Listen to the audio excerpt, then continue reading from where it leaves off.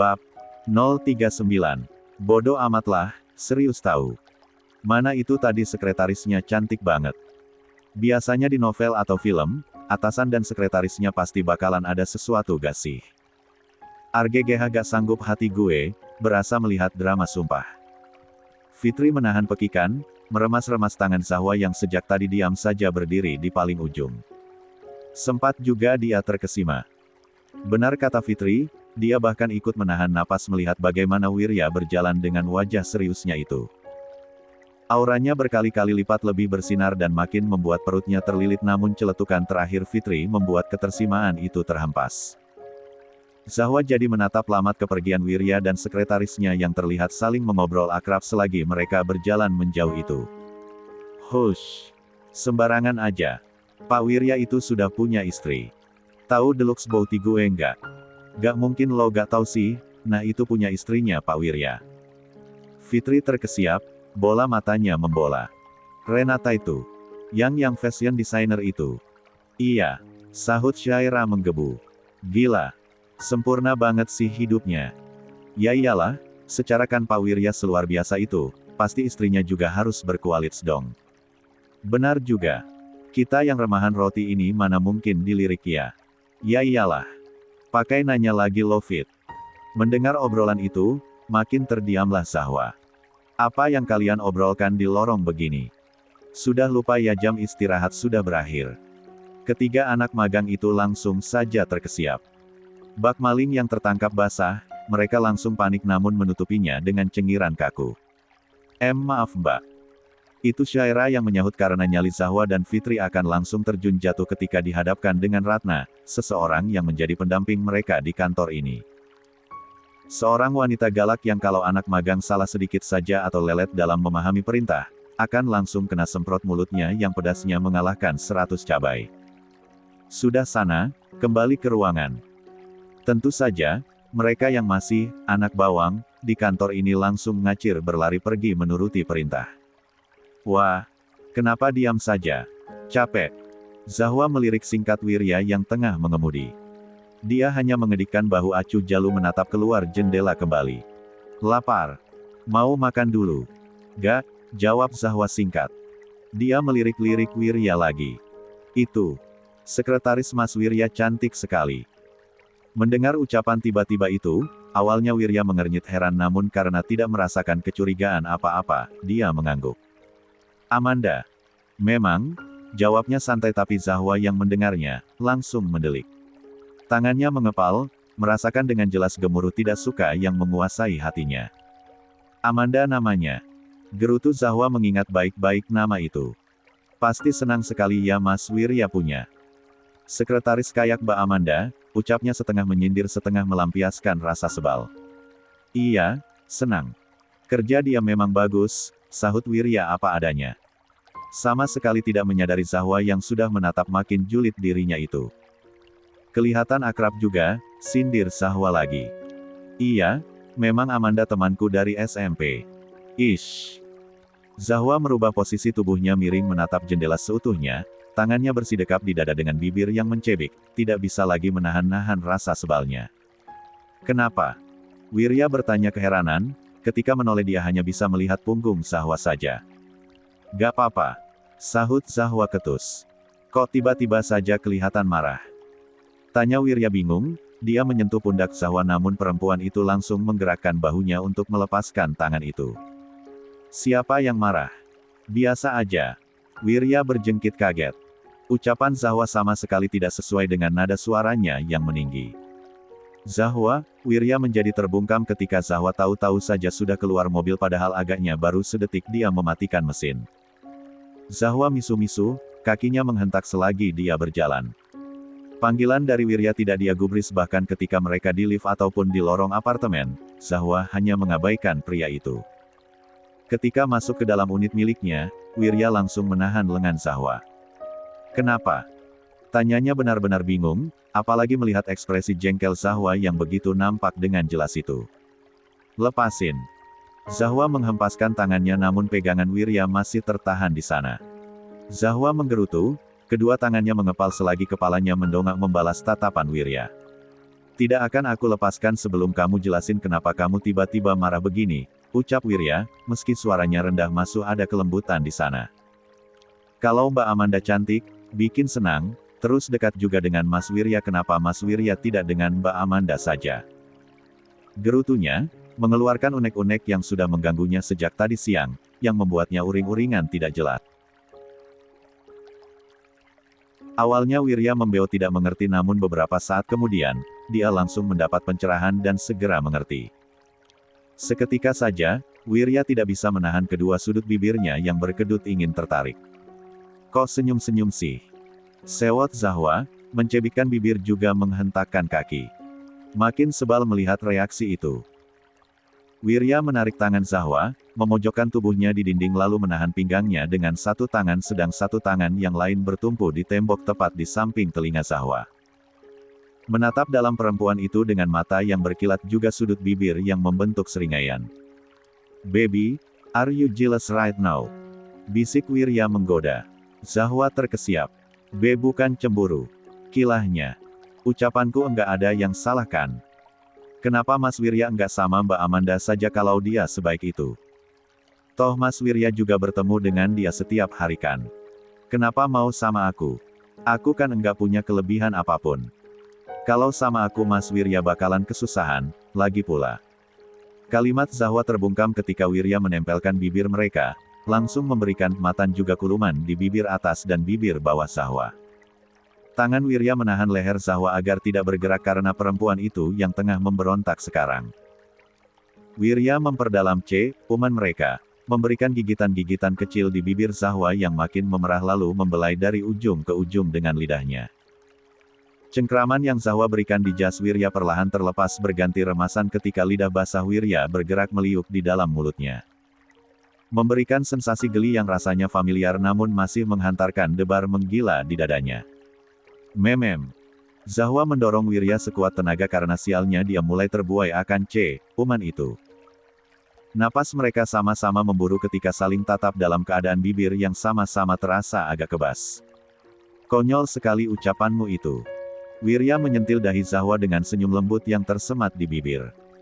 "Awas saja berbicara sesuatu yang tidak masuk akal lagi, bibir kamu mungkin akan membengkak karena aku lebih lama dari yang tadi."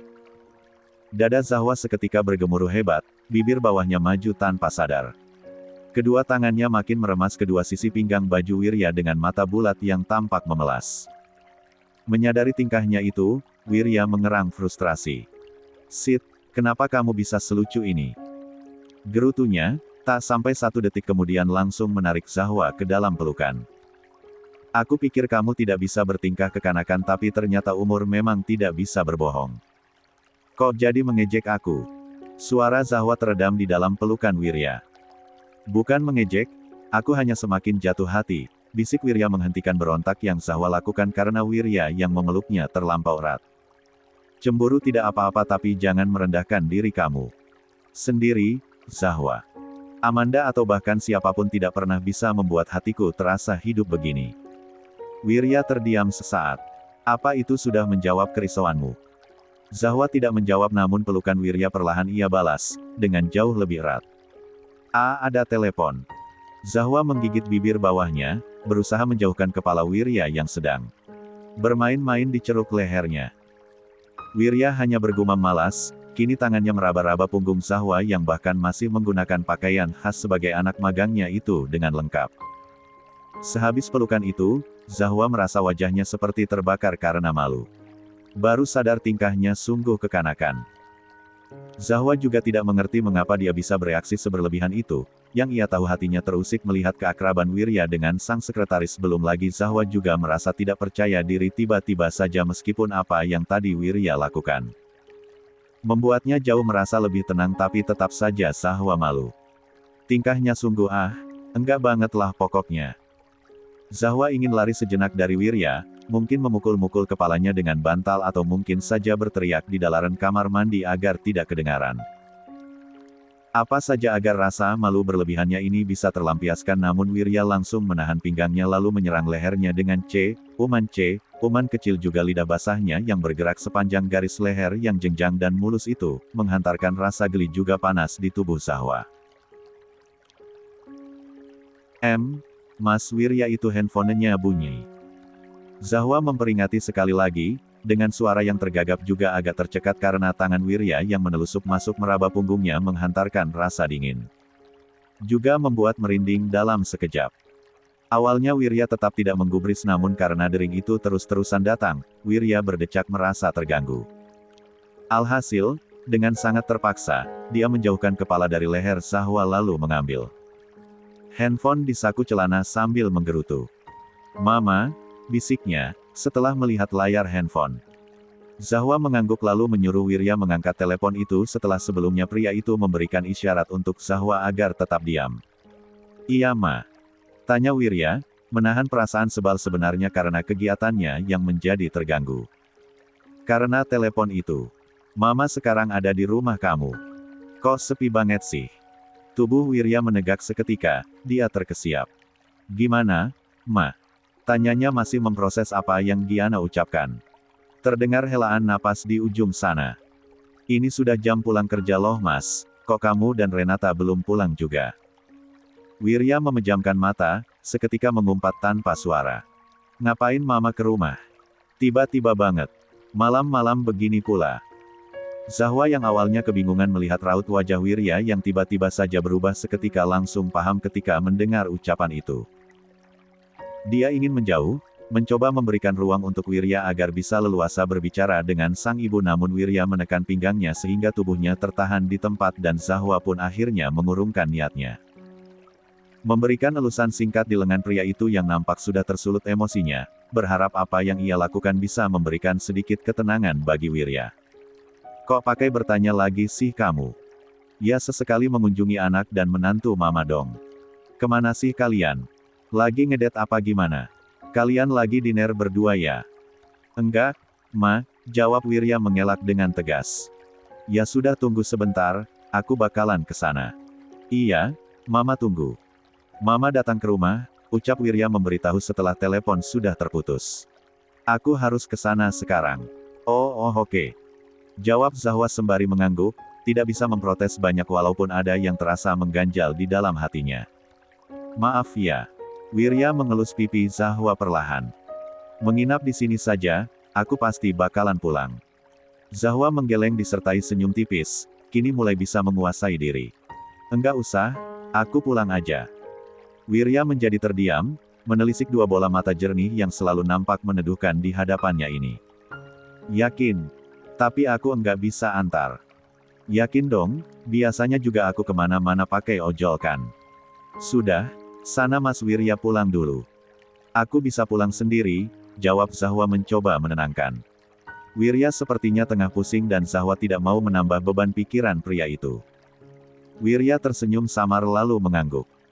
"Tenang saja, permasalahanku biar aku yang pikirkan dan urus sendiri.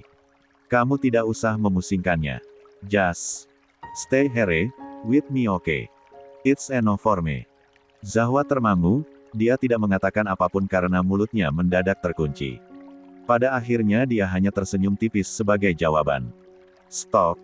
Wirya buru-buru tancap gas menggunakan mobilnya menuju rumah yang sudah lama sekali tidak dia datangi lagi. Rumah yang padahal menjadi impiannya karena ia bangun dengan infrastruktur yang sangat Wirya sekali, sebab bahkan rumah itu sudah Wirya rancang semenjak semasa ia kuliah, berkonsultasi dengan kenalan sang ayah yang berprofesi sebagai seorang arsitek. Rumah yang Wirya rencanakan sebagai rumah masa depannya juga rumah untuk masa tuanya. Memang, rumah itu masih tampak luar biasa mengagumkan dari luarnya namun kekaguman itu langsung sirna, habis tak lagi bersisa mengingat bagaimana isi di dalamnya yang sudah terlalu berantakan. Bahkan untuk menginjakkan kaki saja Wirya sudah enggan dan merasa jengah. Jika bukan karena Giana, mana mau Wirya repot-repot datang ke rumah ini lagi. Tak sampai 15 menit kemudian, Wirya tiba di rumah dengan pikiran yang berkecamuk. Sepanjang jalan dia berpikir keras, namun ternyata otaknya tidak mampu menyusun kata tentang apa yang harus ia ucapkan pada Giana nanti. Mendadak buntu karena terlalu tiba-tiba tapi juga ada dorongan yang membuatnya merasa lebih baik begini, Giana yang melihat sendiri keadaannya. Ketika membuka pintu, Wirya agak kaget menemukan Wijaya yang ada duduk di samping sang ibu, dia pikir Giana tadi datang sendirian. Orang tuanya itu nampak duduk menunggu dengan asisten rumah tangga yang tengah menyajikan minuman dan juga kudapan kepada mereka. Wirya tidak tahu apakah Renata pulang ke rumah ini atau tidak belakangan ini, walaupun Wirya yakin tidak sih, namun yang pasti karena tahu sekali wanita itu tidak bisa berbenah, Wirya memutuskan untuk memperkerjakan 2 orang asisten rumah tangga yang menginap di rumah juga seorang satpam untuk menjaga di luar. Setidaknya rumah ini bisa terawat dan memiliki harga jual yang bagus jika nanti Wirya memutuskan untuk melepaskannya. Toh, dia juga bisa membangun rumah yang baru. Mungkin juga nanti berdiskusi dengan Zahwa dia mau rumah yang bagaimana karena rumah ini memang murni hanya kehendak Wirya sendiri sebab sudah rampung pembangunannya sebelum dirinya menikah dulu. Rumah yang didiskusikan akan bagaimana bentuk dan juga isi di dalamnya, bukankah lebih baik? Wirya tiba-tiba saja berpikiran untuk membicarakannya dengan Zahwa. Mendadak jadi semangat sendiri bahkan hanya dengan membayangkannya saja. Cek, mulai ngawurkan pikiran Wirya ini. Permasalahannya saja belum beres bisa-bisanya berpikiran terlalu jauh begitu. Kemana saja kamu? Kok Renatanya tidak pulang? Sudah semalam ini loh, masa masih mengurus klien? Semprot Giana langsung. Ma, biarkan Wirya duduk dulu, tegur Wijaya menenangkan sang istri. Wirya merapatkan bibir, dia mengambil tempat di hadapan orang tuanya, menatapi mereka dengan pandangan yang sulit diartikan terutama pada Wijaya karena sedikit banyaknya, ayahnya itu mengerti keadaannya walaupun Wirya belum lagi bercerita setelah pertemuan terakhir mereka di kantor Wijaya hari itu. Entahlah, rasanya berat saja. Wirya merasa gagal menjadi seorang anak padahal dia keturunan Wijaya satu-satunya. Keturunan seorang pria yang bukan hanya menjadi panutannya namun juga orang lain, bukan hanya tentang dunia bisnis namun juga keawetan rumah tangganya yang selalu nampak harmonis dengan Giana meski pernikahan mereka sudah berlalu berpuluh-puluh tahun yang lalu. Ma, aku sudah tidak tinggal di sini lagi. Wirya memilih mengeraskan hati, memberanikan diri untuk memberitahu langsung tanpa basa-basi karena Wirya enggan berpikir keras untuk menyusun kata. Loh kok begitu? Kalian pindah kemana? Pindah ke yang lebih dekat kantor atau bagaimana? Gimana sih, Mas, ada rumah bagus-bagus kok enggak ditempati? Tanya Giana tidak habis pikir. Aku yang pindah, Ma. Renata kan selalu sibuk, dia pulang ke sini bahkan bisa 2 kali saja selama seminggu. Sisanya, katanya sih dia sibuk dengan kliennya itu, ucap Wirya, menyelipkan sindiran di sana. Loh, jadi maksudnya kalian pisah rumah atau bagaimana? Tanya Giana terkejut bercampur heran. Pa, bagaimana lo ini anakmu? Ucapnya memegang tangan sang suami. Wijaya yang melihat Giana yang nampak syok langsung memberikan isyarat pada Wirya untuk berhenti bicara namun sayangnya sang anak tidak mengindahkan sama sekali. Buat apa juga kalau serumah Ma? Bertemu saja jarang. Renata itu tidak sebaik yang Mama pikirkan, Mama tahu. Apa sih Mas kok ngomongnya begitu? Renata bahkan menyempatkan waktunya untuk mendatangi Mama kemarin, bagaimana bisa dia jarang pulang? Lagian dia istri kamu, masa kalian tidak serumah sih? Ya Tuhan. Giana meremas tangan Wijaya. Bisa-bisanya kamu begitu dengan istri kamu sendiri. Kamu juga sibuk kan? Seharusnya kalian itu saling mengerti. Apa-apaan ini? Sejak kapan kalian tidak tinggal bersama? Mama kaget sekali Wirya. Kenapa sih Mama selalu membela dia, Ma? Sudah, Wirya. Sudah aku bilang Renata itu tidak sebaik yang Mama pikirkan. Wirya tidak menggubris teguran Wijaya, dia kelepasan membentak karena benar-benar tidak terima akan pembelaan yang Giana berikan kepada Renata. Giana menjadi terbungkam, wajahnya makin syok sedang tubuhnya bersandar lemas sembari memegang dadanya sendiri. Melihat itu, Wirya seketika saja terkesiap. Ma, maaf. Aku tidak bermaksud membentak Mama. Aku cuma mengatakan yang sebenarnya. Renata itu hanya selalu memikirkan klien, dan klien. Dia hanya mengutamakan pekerjaannya bahkan mungkin sudah tergila-gila akan hal itu. Di dalam pernikahan ini dia hanya memanfaatkan aku sebagai batu loncatan untuk karirnya itu. Aku, Wirya. Aku sudah muak dengan dia, Ma. Setiap hari kami juga bertengkar karena aku dan Renata tidak pernah sepaham. Lebih tepatnya Renata yang tidak bisa memahami aku. Daripada aku gila di rumah ini lebih baik aku pergi saja kan. Aku. Wirya. Barulah, bentakan dari Wijaya yang seketika langsung bergema di seluruh ruangan itu menghentikan mulut Wirya untuk bergerak. Membekukan tubuhnya ketika tersadar Giana yang sudah mematung menatapnya. Berhenti, Wirya. Kamu tidak melihat keadaan Mama? Tanya Wijaya geram. Nanti saja lagi, Ma. Kita bisa berbicara dengan Wirya dan Renata nanti. Mending kita pulang sekarang. Wijaya memapa Giana yang nampak linglung itu, dia memberikan tatapan peringatan pada sang anak lalu kemudian berlalu pergi begitu saja. Meninggalkan Wirya yang mengetatkan rahang lalu kemudian mengumpat dengan penuh emosi. Wirya langsung bersandar di sofa dengan tangan yang memijat kening juga helaan napas yang terhembus sekeras-kerasnya. Wirya bahkan baru bercerita begitu, dari tadi dia sungguh menahan diri untuk tidak memberitahu keburukan Renata yang lebih besar walaupun Wirya sungguh sudah kepalang emosi tadi namun bahkan reaksi Giana sudah nampak sesyok itu.